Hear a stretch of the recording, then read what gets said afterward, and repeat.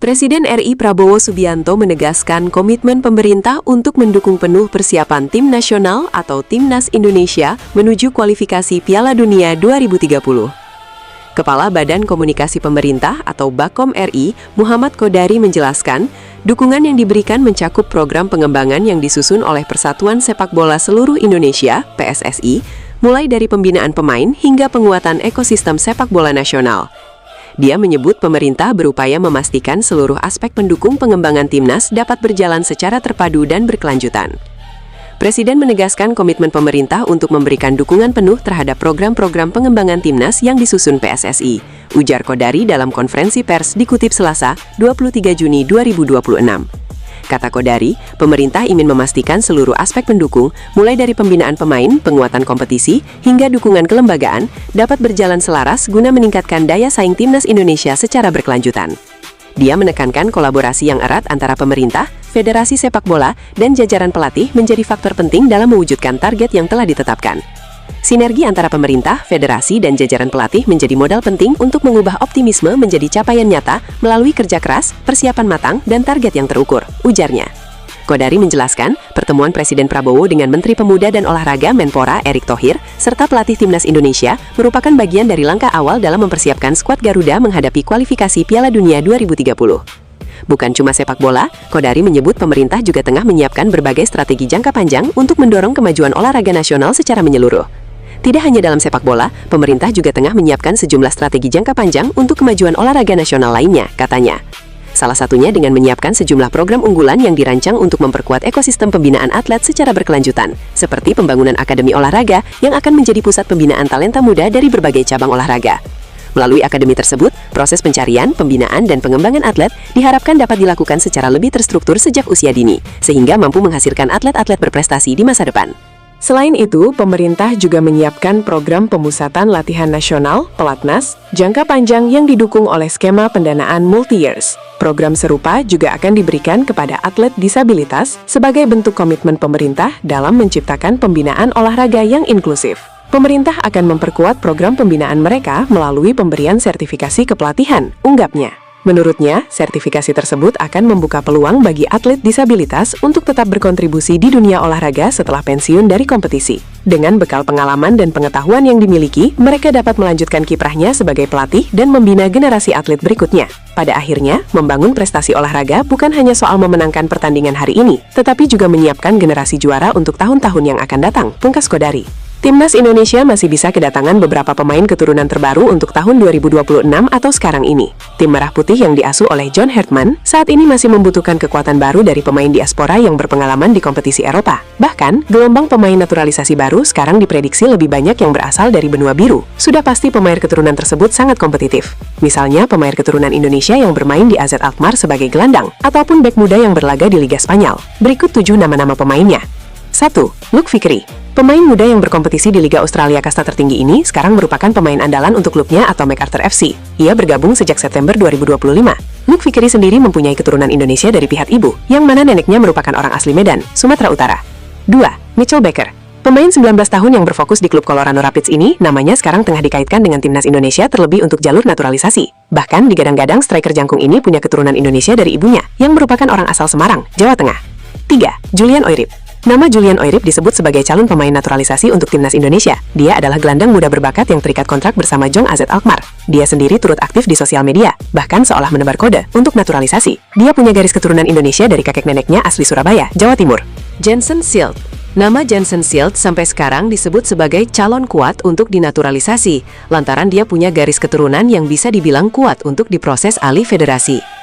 Ia merupakan pemain Liga Inggris Sunderland FC yang kini tengah dipinjamkan ke Wolfsburg di Bundesliga. Silt mempunyai garis keturunan dari kakeknya asal Ambon. Laurin Ulrich.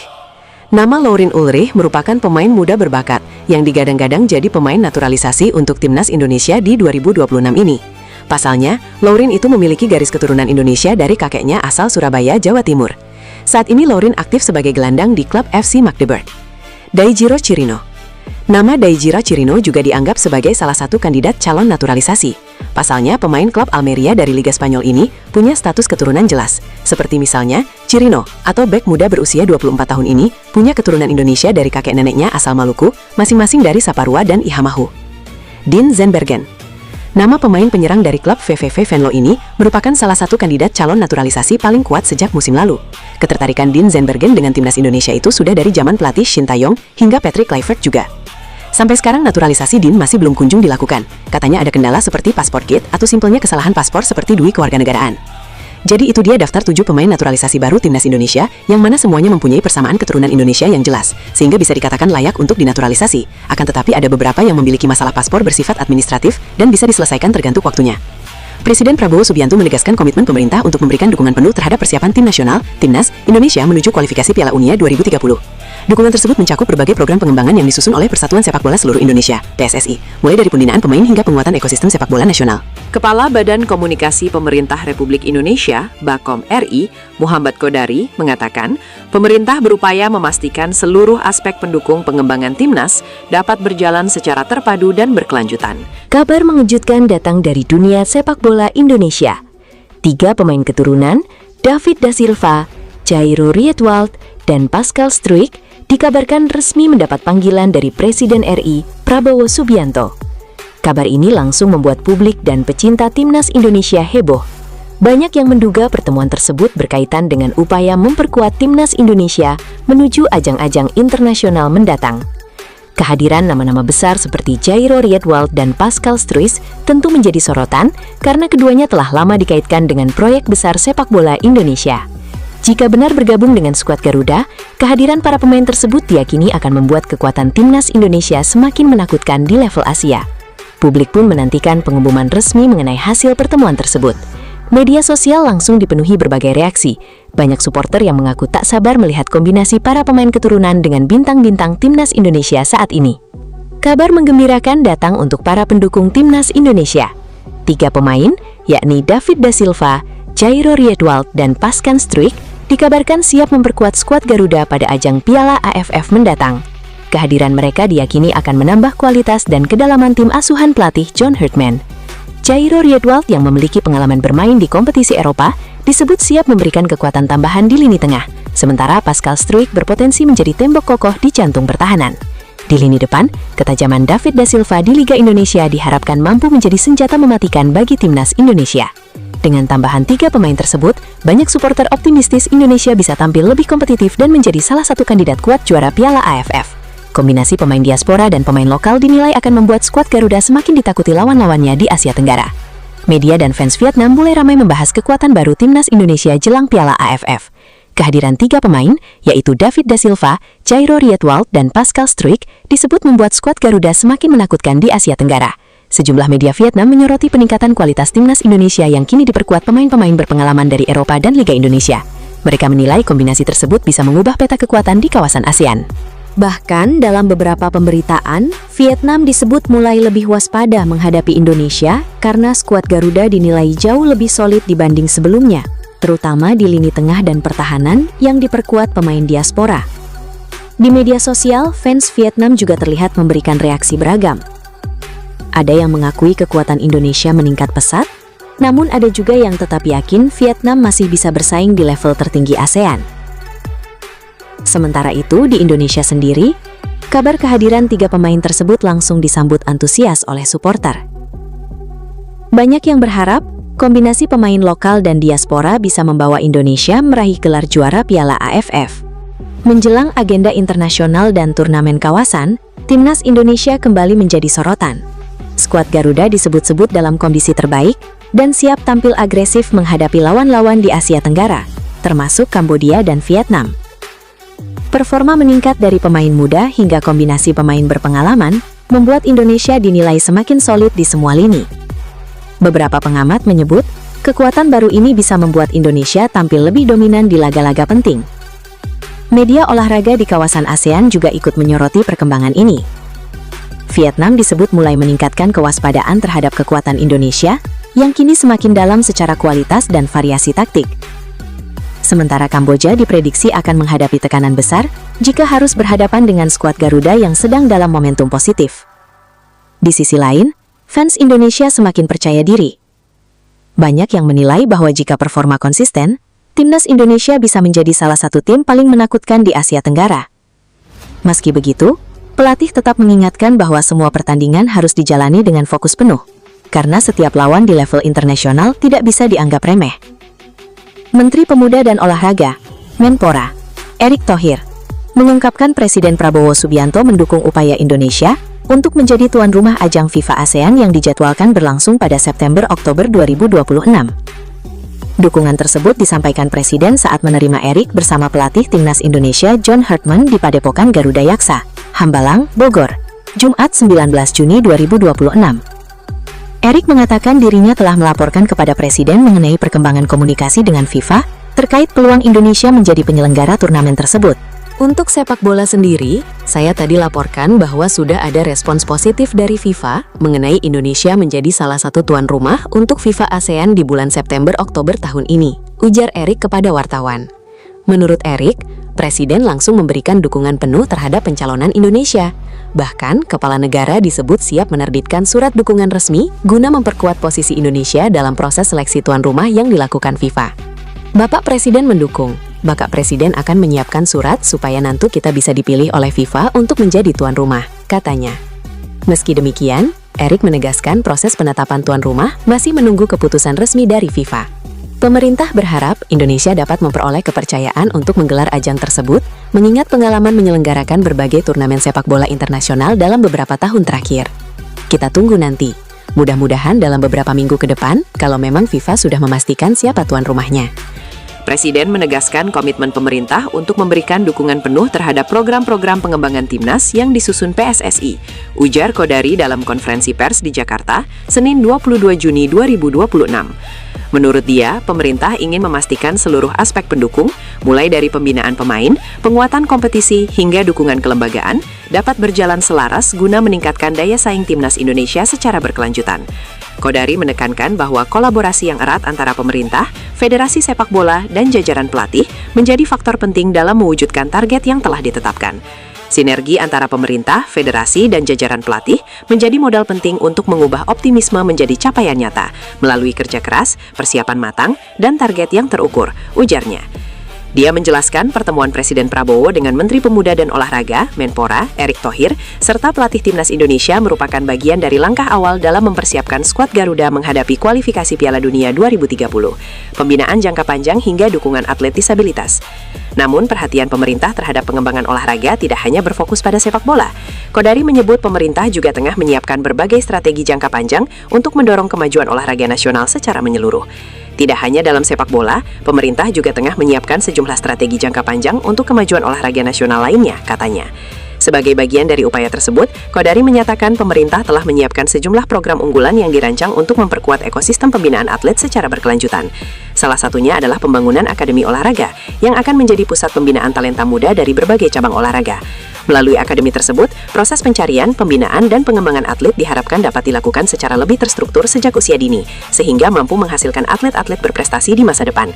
Selain itu, pemerintah juga menyiapkan program pemusatan latihan nasional, Pelatnas, jangka panjang yang didukung oleh skema pendanaan multi-years. Program serupa juga akan diberikan kepada atlet disabilitas sebagai bentuk komitmen pemerintah dalam menciptakan pembinaan olahraga yang inklusif. Pemerintah akan memperkuat program pembinaan mereka melalui pemberian sertifikasi kepelatihan, ungkapnya. Menurutnya, sertifikasi tersebut akan membuka peluang bagi atlet disabilitas untuk tetap berkontribusi di dunia olahraga setelah pensiun dari kompetisi. Dengan bekal pengalaman dan pengetahuan yang dimiliki, mereka dapat melanjutkan kiprahnya sebagai pelatih dan membina generasi atlet berikutnya. Pada akhirnya, membangun prestasi olahraga bukan hanya soal memenangkan pertandingan hari ini, tetapi juga menyiapkan generasi juara untuk tahun-tahun yang akan datang, tukas Kodari. Timnas Vietnam mulai memanaskan mesin jelang ASEAN Championship 2026 atau sebelumnya dikenal sebagai Piala AFF. Sesi latihan direncanakan digelar di Hanoi Selasa 23 Juni 2026 sore. Para pemain sudah mulai bergabung Senin 22 Juni. Selain pemain, staf pelatih juga menyambut asisten pelatih baru yaitu Kim Do-hoon. Ia menggantikan Lee Jung-soo yang memilih ke Thailand. Kim Do-hoon merupakan mantan pemain timnas Korea Selatan. Sebagai seorang gelandang, ia mencatatkan 62 penampilan dengan 12 gol. Ia juga pernah bermain di Liga Inggris Premier League bersama West Bromwich Albion dengan total 25 penampilan. Mantan gelandang ini juga menorehkan prestasi di K-League, bermain untuk beberapa klub seperti Suwon Samsung Blue Wings, Seongnam FC, dan Police FC, serta masuk dalam tim terbaik Liga selama 4 musim berturut-turut. Kim Do-hon bekerja di staf kepelatihan Chengdu Rongcheng FC, Cina, sebelum pada tahun 2023 diangkat sebagai pelatih kepala sementara Jeonbuk Hyundai Motors. Sementara itu, pemain baru Nguyen Tai Loc sebelumnya dikenal sebagai Giovanni Magno juga sudah bergabung. Itu setelah mendapat panggilan untuk pertama kali ke tim nasional. Saya sangat senang dan gembira diberi kesempatan untuk mengenakan seragam tim nasional. Saya sangat bersemangat untuk menunggu sesi latihan pertama. Pemain kelahiran Brasil seperti Huang Hen, Henryo, dan Svensson Rafaelson akan membantu saya beradaptasi dengan cepat di tim. Saat ini saya bisa sedikit berbahasa Vietnam, dan saya akan berusaha sebaik mungkin untuk beradaptasi dan berkontribusi bagi tim nasional Vietnam, katanya dikutip dari Bongda Plus. Setelah persiapan di dalam negeri, timnas Vietnam akan terbang ke Korea Selatan menjalani pemusatan latihan 2-14 Juli dengan 3 pertandingan uji coba melawan tim lokal.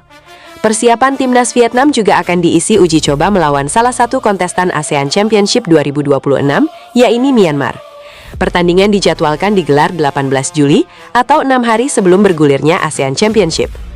Timnas Vietnam yang bertekad mempertahankan gelar juara tergabung di grup A dan akan bersaing dengan Indonesia, Singapura, Kamboja, dan Timor Leste. ASEAN Championship 2026 berlangsung 24 Juli sampai 26 Agustus. Pelatih timnas Indonesia John Herman mengaku gugup saat akan bertemu Presiden Prabowo Subianto di kediamannya di Hambalang, Kabupaten Bogor, Jumat 19 Juni. Padahal John Herman sudah mempunyai pengalaman panjang di sepak bola dunia. Meskipun pengalamannya panjang, John Herman tetap merasakan nervous. Ya, tentu saja saya gemetar, kata Herman. John Herman menegaskan kesempatan bertatap muka langsung dengan Prabowo adalah momen yang luar biasa. Ya, sangat antusias, suatu kehormatan buat saya, tutur Herman. John Herman mengakui kesempatan berdialog langsung dengan Prabowo sebagai pengalaman perdana yang sangat dia hargai sejak menukangi skuad Garuda. Ya, ini adalah kehormatan, ucap Herman. Dia menilai kehadiran dan komitmen moral dari kepala negara adalah hal utama yang sangat dibutuhkan oleh tim asuhannya saat ini. Saya pikir selalu presiden, keinginannya, semangatnya, dan juga dukungannya, ujar Herman. Dia menjelaskan pengaruh psikologis dari pemimpin negara akan menjadi fondasi mental yang kuat bagi para pemain merah putih. Saya pikir kepemimpinannya dan passionnya untuk Indonesia adalah penting bagi para pemain kita untuk mengetahui bahwa kita memiliki pemimpin kita di belakang kita, kata Herman. Pelatih timnas Indonesia, John Herman, menekankan pentingnya dukungan dari seluruh elemen dalam perjalanan timnya di berbagai kejuaraan internasional. Menurutnya, keterlibatan pemerintah hingga para pemimpin negara memiliki peran besar dalam membantu tim berjuluk skuad Garuda itu mencapai target yang telah ditetapkan. Herman menyebut dukungan itu menjadi bagian penting dari proses persiapan timnas Indonesia. Dia menilai keberhasilan skuad Garuda tidak hanya ditentukan pemain dan staf pelatih, tetapi juga kepercayaan yang diberikan seluruh masyarakat. Dalam waktu dekat, timnas Indonesia akan dihadapkan pada 2 turnamen. Keduanya adalah Piala AFF dan FIFA ASEAN Cup 2026. Bagi negara kami, hal itu sangat penting. Saya pikir persiapan kami selalu mendapatkan dukungan dari pemerintah, dan itu sangat krusial bagi kesuksesan kami, karena kami membutuhkan seluruh negara berada di belakang kami, terutama para pemimpin kami, ujar Herman dalam YouTube Sekretariat Presiden. Timnas Indonesia akan lebih dulu berkancah di Piala AFF pada 24 Juli hingga 26 Agustus 2026, baru FIFA ASEAN Cup pada 21 September 6 Oktober 2026. Herman melihat Piala AFF sebagai momentum untuk memberi ruang kepada pemain-pemain lokal menunjukkan kualitas di timnas Indonesia. Turnamen itu juga akan menjadi bahan evaluasi bagi tim pelatih untuk menilai perkembangan para pemain yang ada. Kami akan segera menghadapi Piala AFF. Lalu, seperti yang sudah dijelaskan Ketua PSSI Pak Erick Thohir, kami juga akan menghadapi FIFA ASEAN Cup, yang menurut saya merupakan 2 turnamen yang sangat menarik bagi kami, kata Herman. Satu di antaranya memberi kesempatan untuk menggunakan para pemain lokal dan memberikan mereka pengalaman mengenai apa yang dibutuhkan di level tersebut, sekaligus menjadi kesempatan bagi saya untuk melakukan penilaian terhadap mereka, imbu Herman. Sementara itu, FIFA ASEAN Cup dipandang Herman sebagai turnamen untuk menurunkan kekuatan terbaik yang dimiliki timnas Indonesia. Dia ingin memadukan pemain-pemain pilihan demi mengejar hasil maksimal. Kemudian, di FIFA ASEAN Cup, saya mendapatkan kesempatan besar untuk menyatukan pemain-pemain terbaik yang kami miliki demi memenangi turnamen itu, ungkap Herman. Saya pikir FIFA ASEAN Cup adalah turnamen yang harus kami menangi untuk memastikan bahwa kami menjadi yang terbaik di Asia Tenggara, dan itu merupakan langkah penting yang harus kami ambil untuk membawa pulang trofi, terang Herman. Sejak resmi didapuk PSSI menjadi pelatih tim nasional, Timnas Indonesia pada 3 Januari 2026, John Herman telah memimpin skuad Garuda dalam 4 laga persahabatan. Hasilnya pun cukup meyakinkan. Indonesia menang 4-0 atas Saint Kitts and Nevis pada 27 Maret dan kalah tipis 0-1 dari Bulgaria pada 30 Maret. Lalu menundukkan Oman 3-0 pada 5 Juni dan menjinakkan Mozambik 1-0 pada 9 Juni dalam adenda FIFA Matchday. Alhasil Indonesia pun naik 4 tingkat dalam peringkat FIFA, dari posisi 122 ke peringkat 118 dunia. 4 pertandingan dan kenaikan peringkat FIFA tentu terlalu dini untuk mengukur kinerja seorang pelatih. Namun dalam sepak bola, setiap laga yang telah dituntaskan selalu menyisakan sekelumit petunjuk tentang arah langkah sebuah tim. Apakah menuju masa depan yang menjanjikan atau justru menjauh dari harapan? Sejauh ini, kiprah Hartman bersama skuad Garuda mendapatkan sambutan yang mayoritas positif dari para pencinta sepak bola nasional. Dalam berbagai siniar dan diskusi sepak bola, banyak pengamat menilai pelatih asal Inggris itu mulai menanamkan identitas permainan yang jelas. Timnas Indonesia tampil lebih terorganisasi, agresif saat merebut bola, dan disiplin ketika bertahan. Serangan dibangun dengan tempo yang lebih terukur, sementara transisi antar lini berjalan lebih rapi. Sejumlah pegiat sepak bola tanah air menyebut Hartman berhasil menghadirkan keseimbangan antara fondasi yang telah dibangun para pelatih sebelumnya, terutama Shin Tae-yong, STY, dan kebutuhan tim untuk berkembang lebih jauh. Sejumlah analis memuji kemampuannya dalam merapikan organisasi permainan, memperkuat koneksi antar lini, dan membuat pertahanan timnas Indonesia lebih solid, dengan hanya kebobolan 1 gol dari titik penalti. Secara organisasi permainan dan sistem tim, racikan Hartman terlihat lebih menyatu dan kompak. Salah satu faktor utamanya adalah para pemain sudah saling mengenal dengan baik, sehingga chemistry yang terbangun dalam beberapa tahun terakhir dapat dimaksimalkan di lapangan. Ujar Topas Wiantoro Pamungkas, pelatih berlisensi CPSSI yang kini menangani klub Jogja Istimewa Football atau JIF saat berbincang dengan Xinhua, Senin 15 Juni 2026. Menurut mantan penggawa PSIM Yogyakarta dan PSIS Semarang itu, sejauh ini Hartman mampu meningkatkan kemampuan tim secara keseluruhan, memperbaiki kelemahan taktis, menemukan keseimbangan antara identitas permainan yang telah terbentuk, dan kebutuhan untuk beradaptasi terhadap tantangan yang semakin tinggi di level internasional. Meski demikian, pria yang akrab disapa Topas itu menyebut Hartman baru bisa dinilai lebih menyeluruh jika timnas Indonesia menghadapi lawan yang memiliki kualitas lebih bagus. Kehadiran Hartman sejauh ini terlihat mampu melengkapi kepingan yang masih kurang, terutama dalam menutup celah-celah taktis yang sebelumnya kerap muncul, meski tentu proses penyempurnaannya masih terus berjalan.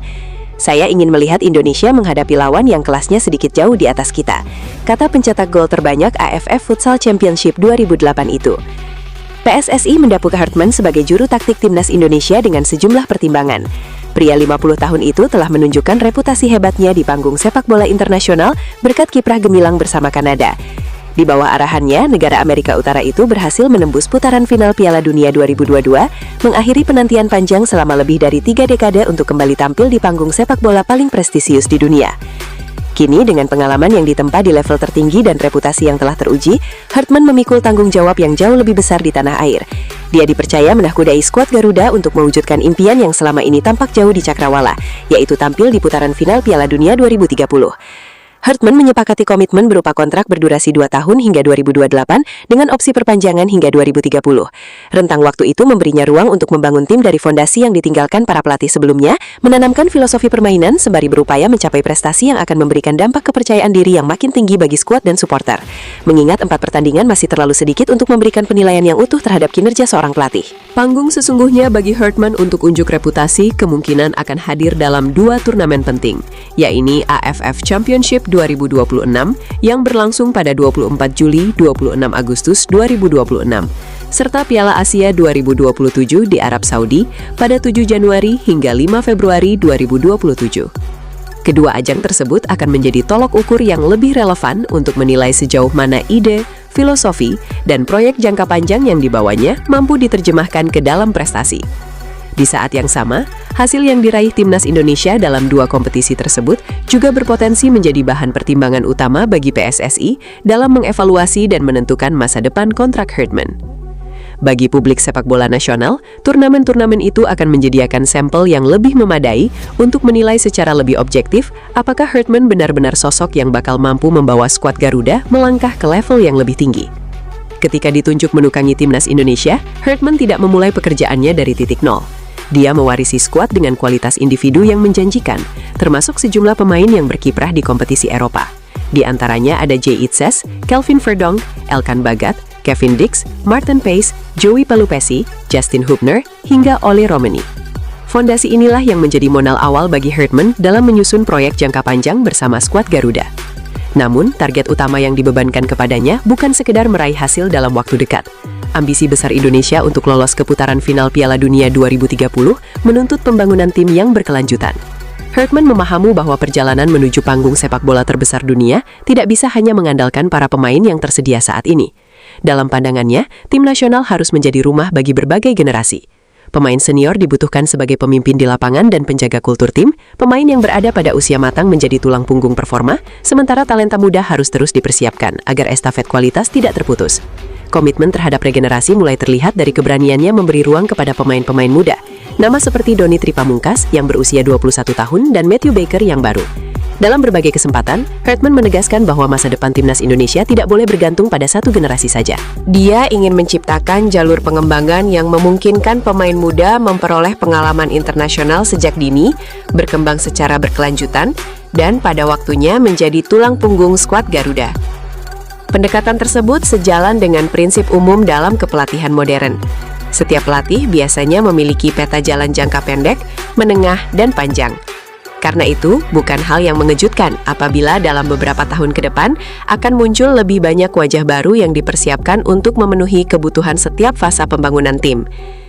Di sisi lain, Hartman juga menghadapi tantangan untuk meningkatkan kualitas pemain yang berkompetisi di Liga Indonesia, karena keberhasilan sebuah tim nasional tidak hanya ditentukan oleh pemain yang berkarir di luar negeri, tetapi juga oleh kuatnya kompetisi domestik sebagai sumber regenerasi.